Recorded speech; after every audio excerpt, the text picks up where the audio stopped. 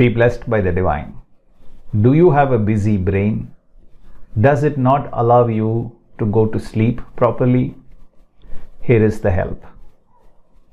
Well, it's quite natural that if you have taken up a lot of responsibilities or you have indulged in certain busy brain activities throughout the day that kind of make you a little worried, certainly you have a pretty busy brain.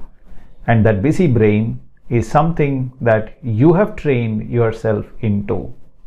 And therefore, it is possible to easily retrain the brain to be not so busy just when it needs to relax. Sleep, my friend, is a form of meditation by itself.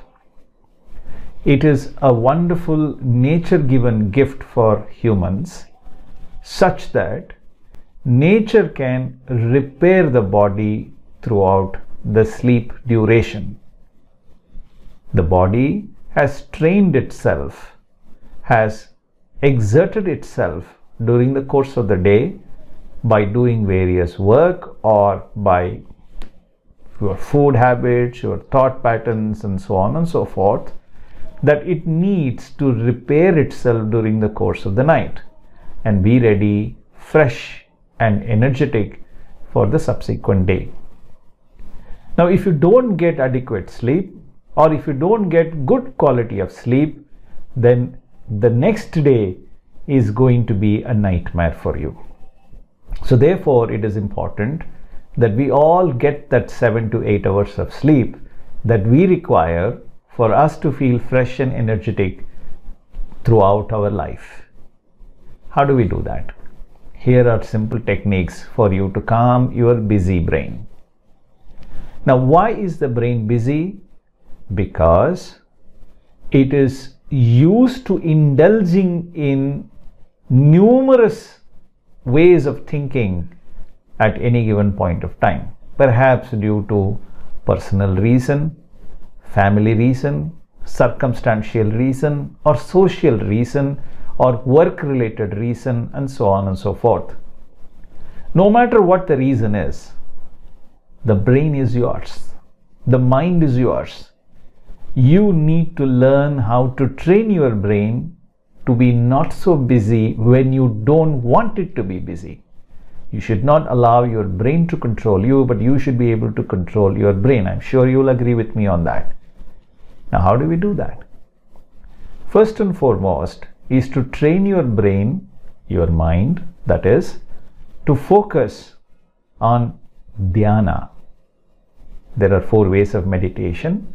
Pratyagara, the ability to shift your focus on one thing to another at will.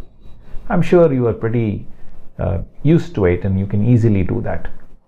Sometimes you may have trouble in doing that you will not be able to take your eyes off something or move away from one particular activity you are doing, even if you will yourself do it. So that's an addiction that you need to really take care of. This video is not about addiction. This video is about dhyana and how dhyana can help you to calm your busy brain.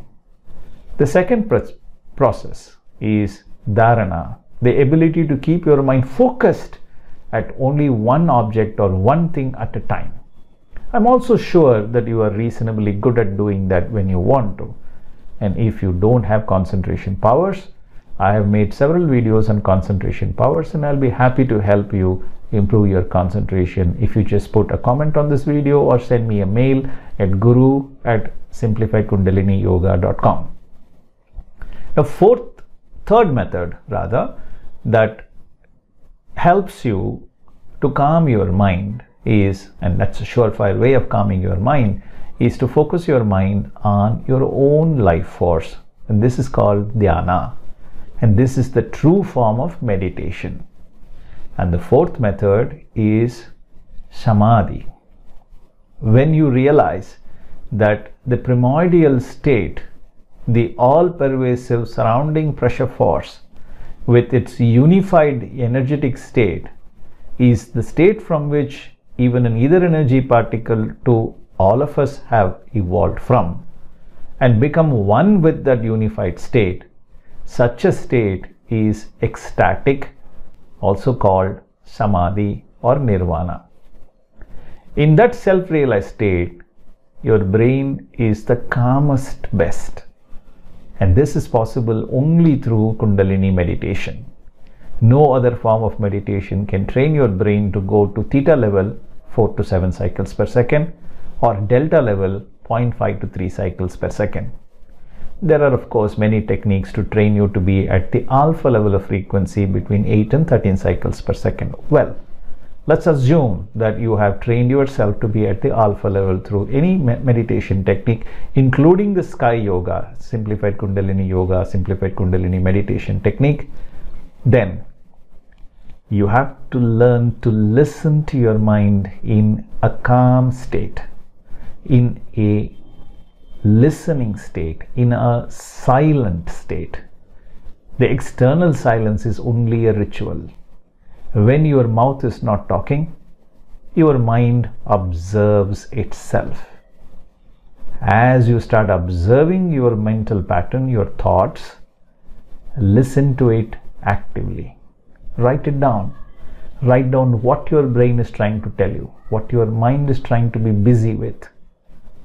Once you analyze these thoughts, write down the thoughts and start analyzing them one by one, your brain will train to stick to one single thought for as long as you need it. This practice is like car driving. It's going to take some time to train yourself to doing that. A good amount of silence duration is absolutely important for the success. So therefore, maybe keep aside 1 hour every week, then increase it to 2 hours every week, then increase it to at a stretch of 4 hours, increase it to at a stretch of 8 hours. When you stay in silence for 8 hours every week continuously, not when you're going to sleep or not when you're asleep, but during the day when you're awake, you meditate and you introspect. In introspection, you listen. When you listen, your mind will tell you why it is busy. Find solutions. The mind itself will tell you the solutions, and it will start calming down. It will start cooperating with you. You will certainly be able to succeed with going to deep sleep, even if you have a busy brain throughout the day. Be blessed by the divine.